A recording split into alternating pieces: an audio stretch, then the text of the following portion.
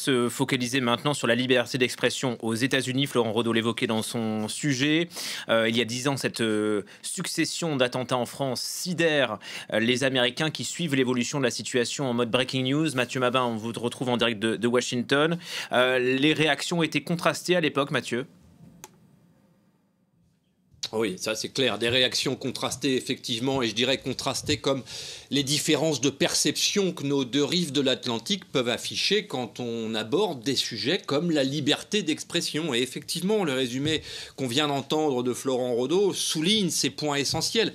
La liberté d'expression, l'inclusion, le communautarisme ou encore la laïcité ou tout simplement la définition même de la liberté ne sont pas perçus de la même manière de part et d'autre de l'Atlantique. Vous savez, quand on regarde les États-Unis depuis votre côté de l'Atlantique, on peut être tenté de voir dans la société américaine une sorte d'hyper-société européenne, plus grande, plus riche et globalement plus moderne, mais reposant sur un socle de valeurs évidemment directement hérité de l'Europe. Presque tout cela est vrai et en même temps se limiter à cette vision conduirait à se tromper lourdement. Prenons la liberté par exemple, qui contient la liberté d'expression évidemment, à laquelle la République américaine est viscéralement attachée. Ici, la liberté n'a pas tout à fait la même définition qu'en Europe. C'est par exemple la liberté à l'américaine qui encourage ses citoyens à s'armer dans la perspective que l'État, théoriquement garant de la liberté, justement, devienne un jour despotique. L'écrasante majorité des Européens voit en cela plus qu'un paradoxe, une profonde contradiction. Il en va de même dans le domaine de la liberté d'expression, tout comme la détention d'armes est régie par le deuxième amendement, la liberté d'expression, et c'était rappelé à l'instant, est régie par le premier. Une liberté d'expression qui autorise à peu près tout ici. Dans le droit, la notion d'injure publique, par exemple, n'existe quasiment pas, même si ces injures s'adressent, par exemple, à des policiers ou aux détenteurs de mandats d'élus, par exemple. Et c'est vrai qu'en 2015, quand la France sidérée a découvert que nos confrères avaient été sauvagement réduits au silence pour avoir dessiné, il y a bien eu une vaste vague de soutien venant de l'opinion américaine, des intellectuels, des journalistes et des politiques, mais il y a aussi eu une sorte de flottement qu'on a observé nulle part ailleurs en Europe dans les jours qui ont suivi l'attaque de Charlie Hebdo.